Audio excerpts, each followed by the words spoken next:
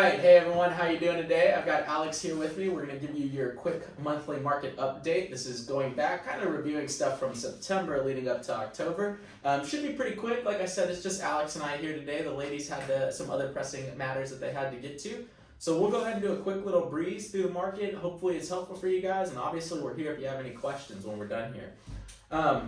So yeah, I think honestly what I'm seeing is that some of the shock in our marketplace from these rapidly appreciating interest rates, increasing interest rates would be a better term, I think that's starting to wear off and we're starting to settle into this new norm. It's unfortunate, nobody likes these rates, but historically they are still relatively average. And so we're seeing, what we are seeing in this new norm though is a period of stagnation and relatively slow growth, which again is kind of normal. Historically, I'm going to skip over that slide real quick. Historically, you can see that we appreciate at roughly 1 to 3% a year with some pretty big pops in the early 2000s, leading up to the 2008 recession, and then an insane growth right at the tail end. If you can see it way over here on the, I guess if you're looking at the camera, it'd be on your right-hand side here. You can see that there's just insane growth between 2020 and 2022, like way more than the historical norm. But what we're seeing now is roughly 2.5% appreciation leading up into August of 2023. That's the expectation.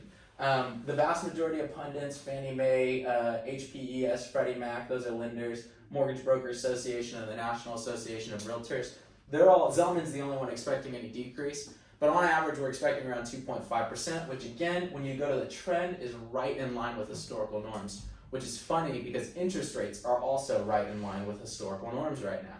So basically we're entering into a normal real estate market, which is crazy because we haven't seen that in 10 years. But it gives you an idea of where we're at. So again, these are the big dogs. We're expecting around 2.5% appreciation, which is pretty average.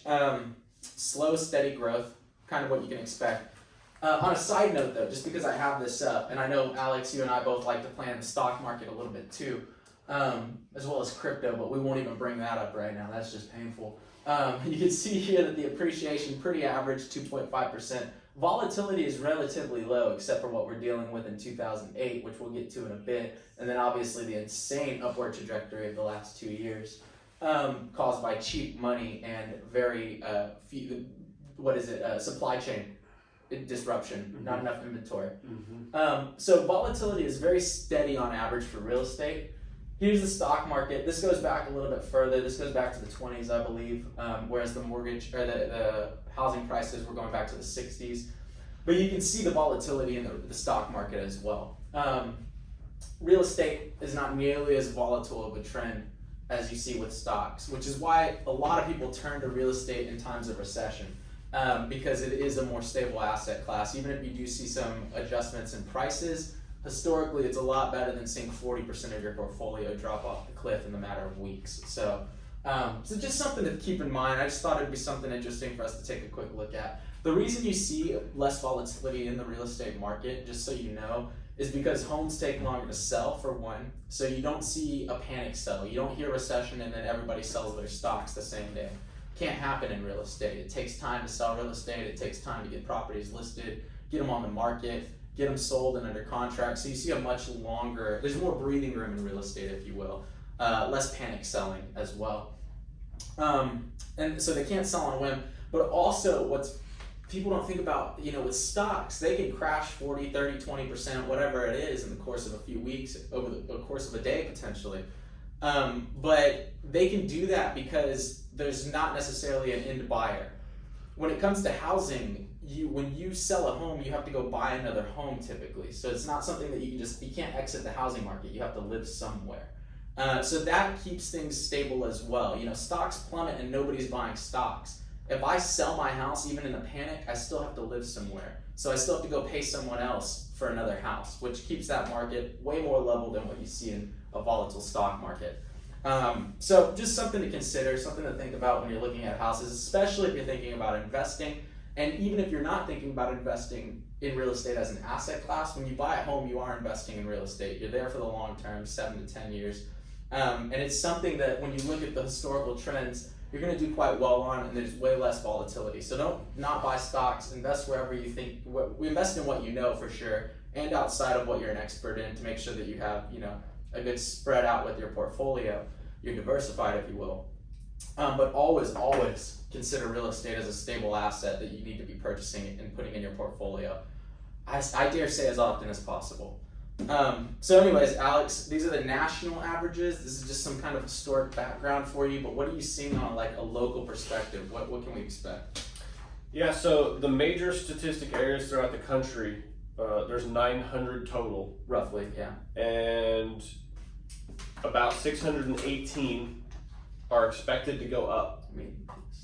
Yeah, absolutely. So that's what we're saying. That whole green side is expected to go up in value. Right, and what you also see is from 1 to just over 3% national and historic average. So that looks like a normal market to me, and at least 2/3 of the country. Right, and 256 right here are expected to see a slight decline, and then only 30 statistical areas out of 900 are expected to see something around 3%, which, I mean, that's 3%, that's not drastic. No, well, and don't get me wrong, it hurts to lose value in your property, but when you talk about increasing interest rates, a 3% decrease in prices is absolutely negligible. On a $300,000 home, that's $10,000. Monthly, that would save you maybe $6 a month if interest rates stay the same. $6 a month. We're talking about $100 a year difference in payment. If you buy a house that just dropped 3%. Interest rates are what's going to kill you though, ultimately. Because if prices go up, say they drop 3%, but interest rate goes up 1%, you're still going to be paying hundreds of dollars more a month. And that's only in a very small sliver of the market. Right, so it doesn't make sense to wait to buy so you can capitalize on a 3%, potential 3% price reduction and then pay a higher interest rate. Right, yeah. It's not going to work in your favor. 1%, yeah, I mean, we were doing the math. I don't have the stats here for you. We'll do another video on that for you guys. But, I mean, we were looking at the math. Even if we were running it at 5%. So we were saying, okay, worst case scenario, say prices drop 5%. Even if you go down in value $20,000 or $30,000, which would be more than that's almost 10% on a $300,000 home. If rates go up 1%, which they very likely will, because the Fed's been raising rates at 0.75% each time, so they've been jumping up almost a full percent every increase, and we're expected to have more increases. So it's not unlikely that we're going to see significant rate climbs over the next year or two. If they go up 1% on that $300,000 home, even if prices backslide by 10%, you're still going to be paying $200 to $300 more a month, like in a really ridiculous amount more a month. So you may be saving $6 a month, because you bought a better deal, but the rate is going to kill you, and it's going to end up being significantly more out of pocket by waiting. And that's what people buy properties on too. They buy based on what they can afford, not necessarily the value of the home, but what is my monthly payment going to be. That's how people shop, really. So that's something you really want to be considering. That 3% is not going to be a good deal for you ultimately. Even if you get it at a discount of 3 to 5% next year, it's not going to be a good deal. You're still losing money. Right, and that's on only 30 out of 900 metro areas, like anyways. Mm-hmm. So the good news for Austin is that we're insulated. Yeah, we still have a shortage of housing, and while we've seen significantly less buyers, we do know that those buyers are going to be coming back over the next year. Sure, because a lot of them rented. That's one thing too, is these rates peaked or bumped up in June-ish, mid-June is when it happened. A lot of buyers we were working with decided, hey, I'm going to hold off. I'm going to wait till next year. I'm going to see how things shake out. And those people are going to come back, and they're going to be entering into a higher rate environment, still needing to buy.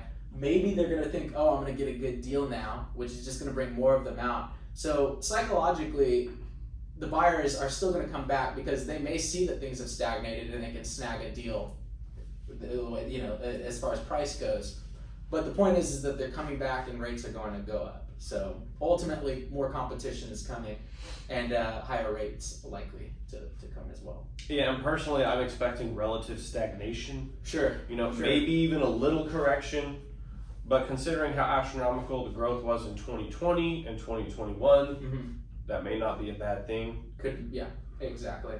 It could, we've seen, 25-30% growth over the past 2 years, which is astronomical. A little bit of breathing room and a little less appreciation is not the end of the world right now. It really just presents an opportunity. So here's the takeaway. So if you're selling your home, you've seen, again, tremendous growth over the past 25 to 30 years. So my advice is don't be too greedy. We want to price your home properly. That's important, very important in the marketplace. If we want to attract attention, we want to make it look like it's a decent deal for those buyers that are out there shopping for homes right now. That's how we're going to get activity in your property. So pricing is of the utmost importance. Now is not the time to be overpriced. You'll sit on the market for 90 days, for 120 days, for 6 months, and nothing will happen. But for the homes that we do have priced right now, we're selling a lot of homes. For the ones that we're pricing right, they're selling pretty quickly, they're moving pretty fast. We still do see 15, 20 days on market, so pretty average in that regard. But again, my point is don't be greedy if you're thinking about selling. Price the home right, get as much attention as you can, and negotiate good offers from there.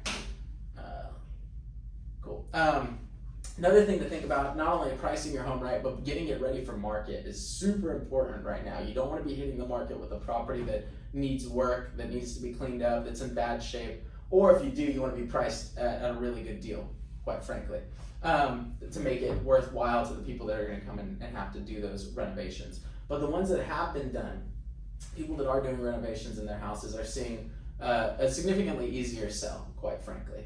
And I just wanted to throw this up here. There's some pretty cool stuff that you can do just to pretty up the house. I always recommend doing a professional cleaning. We offer that over here at the Smart RE Group. If you list your home with us, we will have a professional come clean your home. It's part of our listing package. That's very important. Paint touch-ups, all of that stuff, the norm, what you would expect. But some stuff here that actually can recoup, that is easy to do, and you will get your money back on if you sell. Vinyl siding, you get most of it back, but it's probably worth it if your siding looks bad. We want to at least paint it or touch it up if we can. Garage door, roofing is always worth doing. Upgraded insulation, that one caught me off guard. And then new wood floors, so it's still the same old. People want to see cleaned up houses, they want it to be freshly painted. Newer floors go a long way, and a deep clean can go a long way as well. So just some stuff to think about. If you're thinking about selling your house, a lot of what you put into it, you can recuperate right now. We're getting over to the, I do want to say real quick before we head over to the inflation and the interest rates, because I'll let you touch on this, but it's opportunity city if you're a buyer right now. And when I say that, what I mean is that there's more inventory on the market than we've seen in several years. So there's more options for you to choose from. But you also have sellers that are more negotiable, builders too. So you can negotiate down payment assistance, you can negotiate closing cost assistance, potential assistance buying your mortgage rate down. Basically, you can go to sellers right now and say, hey, I'll give you asking price or close to it, maybe even a little bit above, but I need some help with closing costs. And we're negotiating $5,000, $10,000, $15,000, $20,000 in closing costs for our clients right now, which for a lot of people can eliminate the vast majority of costs that it takes to get into a home.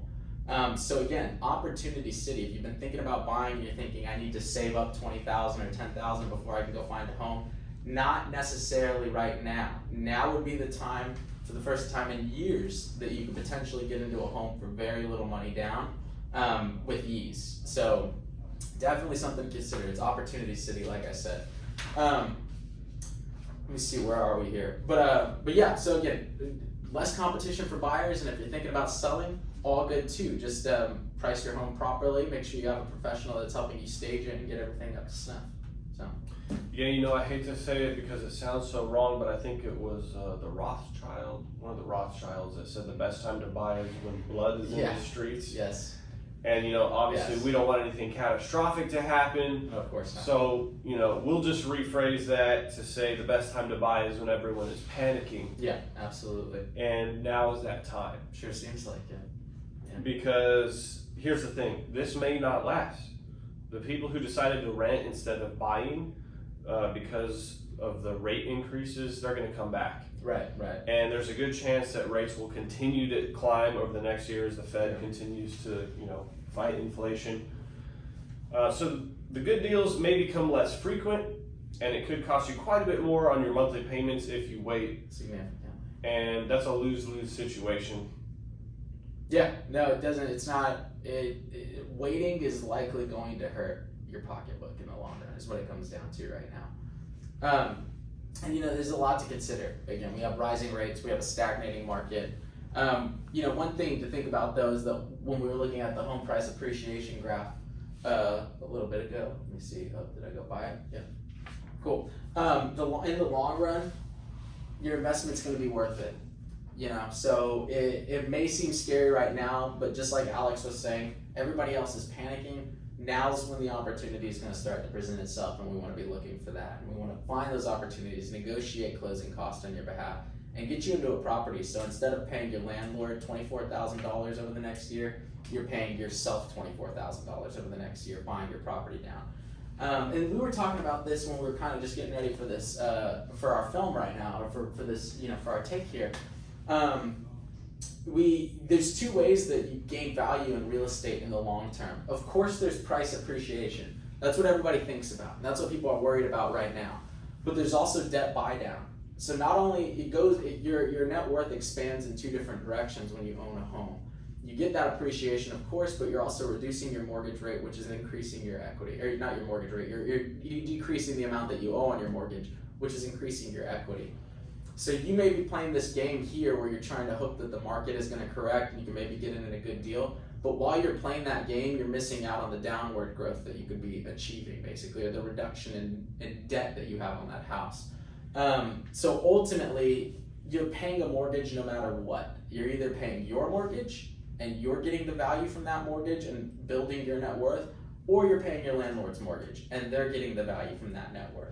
And the net worth growth that comes from You're right, you're always paying a mortgage. You're always paying the question is, are you paying your own mortgage or someone else's mortgage? Exactly. And here's the thing, investors are still buying, and they're buying with mortgages at rates that we're dealing with today, which means that they are going to go turn around and rent that property out for higher than their mortgage today.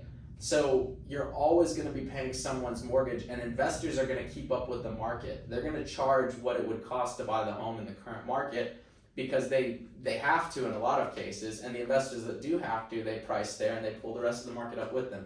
So ultimately, like you say, you're paying someone's mortgage. You may as well be paying your own, because in the long run, you're going to be fine in terms of appreciation. The question is, who are you going to give the next $24,000 to over the next year? And I say that at what, $2,000 a month average rents, for a house right now, $2,000 to $3,000, could be more. So who are you paying $20,000 to $30,000 to? Are you paying it to your future self, or are you paying it to your landlord's retirement account? So just something to think about, something to consider. But yeah, again, home price appreciation, it's great. If you're thinking about selling, don't panic. Price your home right. Get the work done that needs to be done. Hire an excellent professional who knows what that means and what that looks like in today's current market. And if you're a buyer, go snag yourself a deal, because now's the time for sure. Absolutely, and let's leave them with some good news here. Yes, please, absolutely. And so we're going to give you 3 reasons that we don't expect a crash. Maybe a slight correction, but we're not expecting a crash, and that's because, number 1, we have good underwriting practices. Mm-hmm. Like we discussed, the last crash was due to bad mortgage practices. Yeah. Lenders were handing out notes to people who shouldn't have been approved and were unlikely to be able to pay that. Mm-hmm. And, they were predatory and extremely risky. Mm-hmm. And those types of notes are no longer being handed out for obvious reasons. Yeah, and like a quick background, if you don't know, what basically happened was the lenders were giving out loans with very, very, very little underwriting standards. They were basically saying, if you have a heartbeat and if you've worked sometime in the past 10 years, here's $500,000, go buy a home. So not only were they giving out really, really shady loans to people that may have qualified otherwise, but they were the underwriting practices were so subpar that they weren't able to, is that right, subpar? Would that be say it? Subpar? Yeah. So the underwriting practices were bad, I guess. I'm not a golfer, as you can tell. That people were getting loans whether or not they could actually afford those loans, which is very scary, of course. You don't want to do that. But then what was happening is that the mortgages, the corporations and the insurance companies and things, who, I forget the one that went under, Lehman Brothers, I think is what it was. These big, mutual funds, corporations and stuff, what they were doing is they were taking these notes as securities, because what happens is you can buy mortgage-backed securities on the open market. So I can go into the stock market and buy shares of a company that owns and holds mortgages. Typically, that's a pretty solid investment because you get a standard rate of return based on that interest rate that those mortgages were issued at. And it's 30, 40 years at a time. So these are typically good investments. What was happening is that these people were bundling high quality mortgages like what you see today. They were taking those mortgages and they were packaging them with really bad substandard mortgages. They were stuffing them in there and then they were selling those security bundles as high quality securities. And so you had a bunch of people investing in these securities. You had other companies shorting them, you had other companies taking out insurance on them, and it created a cascade effect of where when these loans started falling apart on people, it brought down entire security exchanges with it because they were basically packaging up, they were selling lemons, if you will, on the securities market. They were selling bad loans and dressing them up as good loans. And that's ultimately what created it. So again, I know it's a lot of history, it's a little bit of a history lesson there for you, but that is not happening anymore. They've since corrected that for obvious reasons, thank goodness. But yeah, that's reason number one. Sorry, I know but we don't have bad mortgage practices is ultimately what it comes down to. The notes that have been written over the past 10 years are quality notes with low interest rates. Right. And that's why we've bounced back so strong. And so the second reason is what we like to call sticky prices. Yep. You say that because prices should stay stagnant given the fact that most homeowners are not being forced to sell. Sure. Because they have good mortgages with low interest rates. Right. They're not in a position where they have to sell the property. Mm-hmm. And even if they do, they have a ton of equity. Yeah. So right here you can see that, mm-hmm. God, what is that? 42% of people own 100% of their houses in this country right now. That's a tremendous amount. And I mean, what is that? 13% in total have less than 20% equity in their house? So 87% of people have more than 20% equity in their home, which is a lot of equity when you're talking about hundreds of thousands of dollars in value. So right, so you're not going to see a big fierce sell-off right now, right, because nobody is forced to sell. They have the luxury of just living in their home, mm-hmm. staying there, so they don't have to slash prices or sell below market value. They have options, and then 3 is inventory. Yeah. Supply chain. Absolutely. Mm-hmm. Inventory is historically low. You can see that we're up from 2021, but still way below 2019 levels. Yeah, so this is like pre-COVID, the reason you see such an insane growth from 2021 in inventory is because there was no inventory in 2020 and 2021. We had very little inventory basically starting the summer of 2020. So of course we have more inventory than that because that was historically, I think, the lowest inventory that we've ever had. Very, very deep seller's market. But when you look back to the same week in 2019 before the whole COVID pandemic kicked off, you can see that we actually still are down in inventory. So we still have a ways to go before we have enough inventory for everybody that wants to buy. So yeah, these are good things to review here. And this is why I think ultimately, us over here at the Smart RE Group, we're predicting very slow growth or stagnation. But what we do know is that rates are going to go up. So it's one of those things where there's a lull in the market, but that's the opportunity right there. Everybody's panicking, people are sitting still, things aren't moving, but they will likely pick back up because we do still have less inventory than we need, quite frankly, and people still do need to move ultimately. So yeah, I mean, I think that's basically it. I mean, nobody has a crystal ball here. We're just running off the numbers that we're looking at, and we're looking at historical trends and expected returns over the next year. But ultimately, on the ground, what it all comes down to, and I've said it 3 or 4 times now, so I hope I'm not sounding redundant. If you're thinking about selling, price your home properly for the condition that it's in, and do everything you can to get that condition up. And then, of course, hire a professional who understands the market right now. You're looking at 2 right here. The Smart RE Group is full of professionals that are able to give you this data real time, actively, and we can hone it in for your specific areas that we're looking at your neighborhood. We know the trends that are going on there. So we can get very specific with that data for you. So yeah, if you're a seller, be smart. We can definitely get it done. It's just going to take a little extra work and a little more strategy.